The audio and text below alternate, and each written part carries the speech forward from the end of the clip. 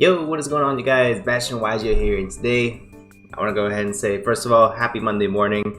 We are back again today with another market watch for you guys. So, first things first, I want to go ahead and take a look at some of the cars that are going to be going up, and some of the cars that we're going to be touching on later on are actually plummeting in price. Not plummeting, but have gone down quite significantly. So it's cars that I would highly recommend for you guys to pick up down the line. So you guys, please make sure you guys stay till the end so I can go ahead and show you guys what are some of the key cars to go ahead and pick up sooner rather than later. So, first things first, I want to go ahead and talk about Turbo Tactics Talents. Talents and Thrust are both going up quite significantly. Thrust more than Talents, and especially for the Ultimate Rare version. Now the Ultimate Rare version used to be going for around maybe $80. It used to be a pretty similar price to the Secret Rare. Now it's going for around 130, 140 bucks.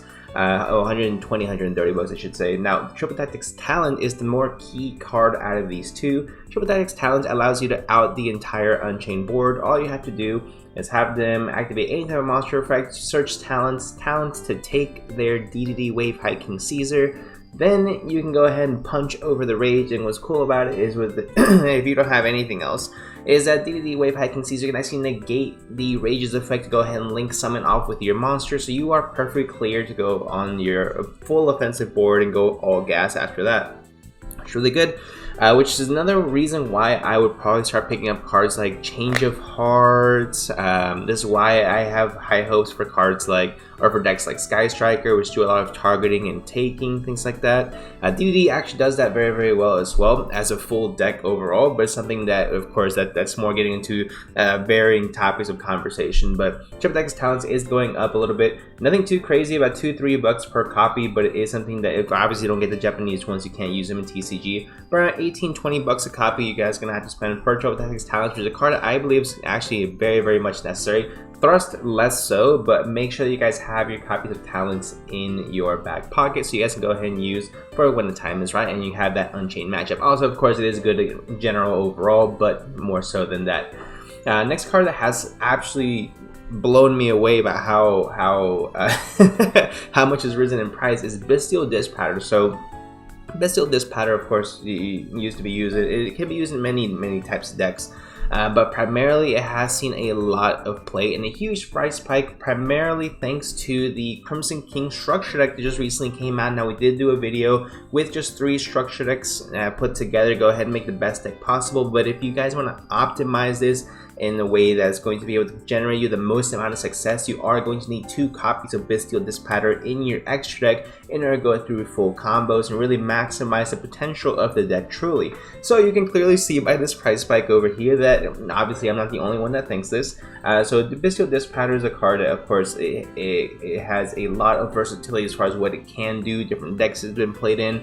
But I think now, just because of the Crimson King structure deck, because it's solidifying itself as one of the best up-and-coming decks, then we will have to, of course, wait and see when the time comes. I do not believe someone actually bought it for $6, but it's good around $34, $40 right now at the moment. Well, at $34, $35, not $40 just yet, but it has skyrocketed up in price. It was at like $18, $20 about a week and a half, 2 weeks ago, so quite the increase, guys. If you guys have Bystials Disc Patterns, this is probably going to be the best time to move them, because it does not go further higher than this. I don't believe it'll get past the $50 mark. Now, of course, I could be wrong. In the event that we see that the Crimson King structure deck with Bystials Disc Pattern tends to wins the first YCS right after the ban list, which was going to be in about a few days or so, maybe a week or so at the time of releasing this video. So in the event that that does happen, it can go up, but essentially there's so much variety in the meta right now, so many high performing decks. You got Unchained, you still have Purelli, Cashier, still somewhat of a threat. You still have full branded Despia,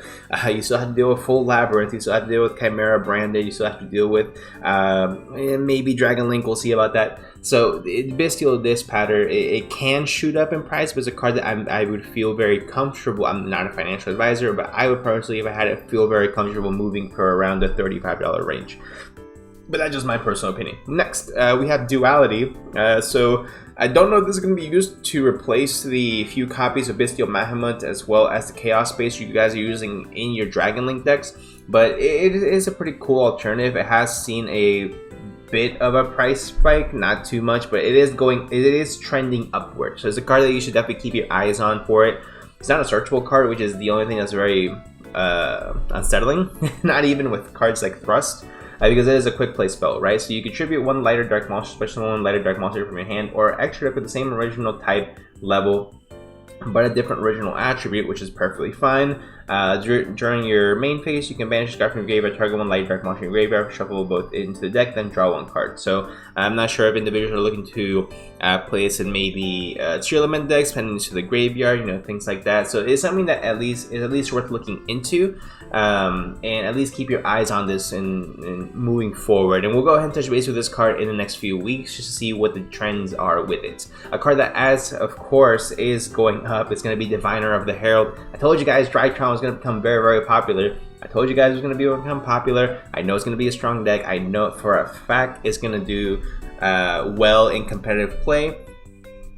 Copium, whatever. I think Drytrons were a proven tier 0 deck, are proven to be a very, very resilient deck, and proven to be one of the most menacing opening boards of all time.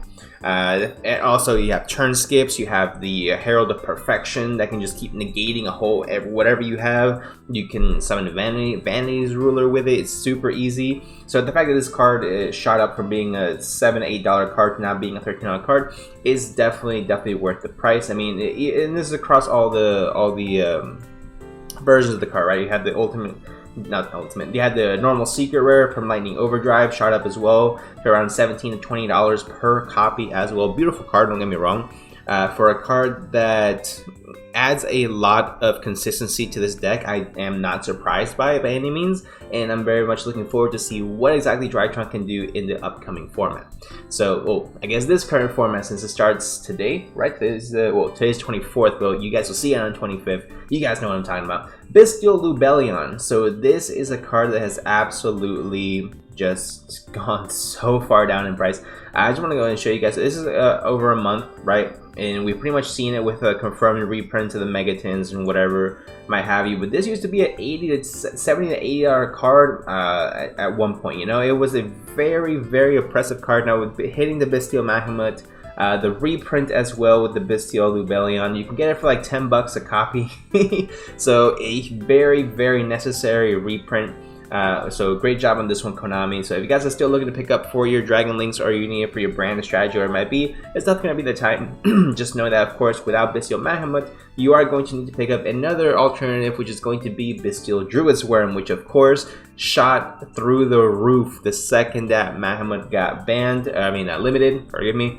So the second that it got limited, we understand we're going to need to play 3 of the Druid's Worm and 1 of the Mahamut. So what does that mean for us? That this is now, instead of being a $2 or $3 card, it is now a $10 to $12 card per copy right now for your Druid's Worm. Now this is just a Darkwing Blast version. This is a super rare version. Of course, people are going to want to pimp out their decks, whatever it might be. And you're going to want the Prismatic Secret Rare, which is going for roughly around the same price, maybe $1 or $2 more. I'd probably pay out the additional $1 and get the nicer version.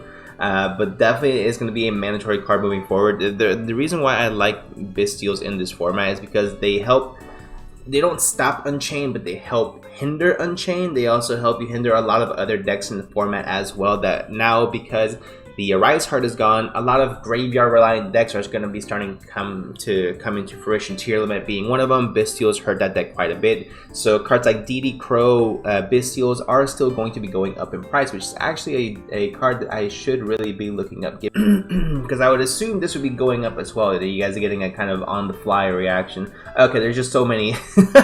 There's just so many versions of DD Crow, it doesn't matter. Let's see, what about the DD Crow Secret Rare? DD Crow Secret Rare. Assuming this has to be going up at least a little. Okay, yeah, I was right. So this is going up not a huge amount. I actually picked them up for like $5 a copy. I'm actually surprised they're going for like 10 right now. That's pretty wild, actually. Yeah, because when they first came out, they're like $5, so I picked them up.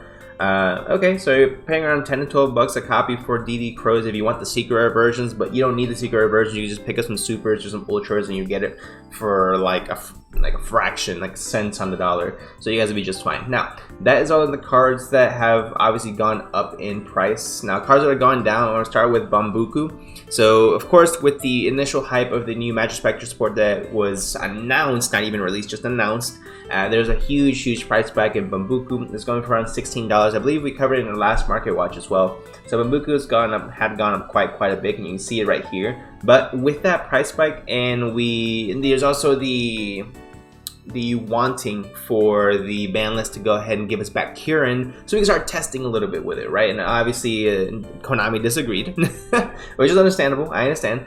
Maybe in the next ban list, but we're still going to be getting this support, I believe, later on this year, if not early next year. So we're not in any rush to get Kieran back, but this has gone down quite a little, not a huge amount. It's going for like 15, 16 bucks. It's gone down to like $8, $10 per copy. Now if you want like a near mint, unlimited, definitely. And if you want first edition, now you're probably going to have to pay a little bit more. But I mean, it's really just a difference whether it has the first edition or not. It matters what you guys care about, but I think 10 bucks a copy is much more reasonable than what it had originally spiked to, which is around like the 16 to 17 bucks. I think that was ridiculous. Another card that I would gravitate towards picking up, or set I should say, or engine, is the Adventure Package engine. This is, I mean, Rite of Aramis has been reprinted twice now.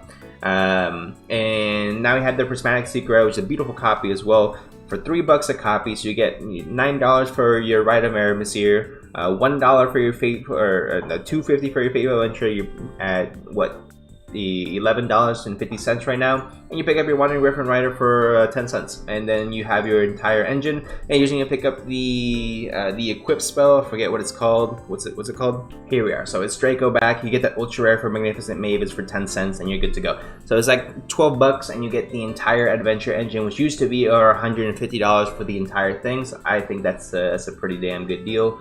We're missing the Water Enchantress for some reason. Okay, and then you get the Water Enchantress, which I believe, I'm not mistaken, for the Prismatic. It's gonna be like, yeah, $1. So cool. 15 bucks. Call it 15 bucks even. You get the entire Adventure Token engine, which I think is a steal, definitely compared to what it used to be. And with testing going on still with Cashier, I think this has the potential to go up a little bit more in price. We might see that the Adventure Cashier version might be the best version. We also are testing out, as far as Cashier is concerned, with the Raid Raptor as well, so you can go ahead and make F-Zero your favorite Draco Future, as well as insert rank 4. You can actually make it with an Abyss Dweller, which is actually pretty formidable as well. So it's something to keep in mind definitely moving forward, but we will have to wait and see, guys, what we are left with as well. But that's going to be it for the video for today, guys. Let me know what you guys think in the comment section down below. Is there a card that I missed that is spiking or tanking? Let me know in the comment section down below to go ahead and cover it in the next market watch for you guys. But without further ado, hope you guys have a fantastic week, and I'll see you guys in the next one.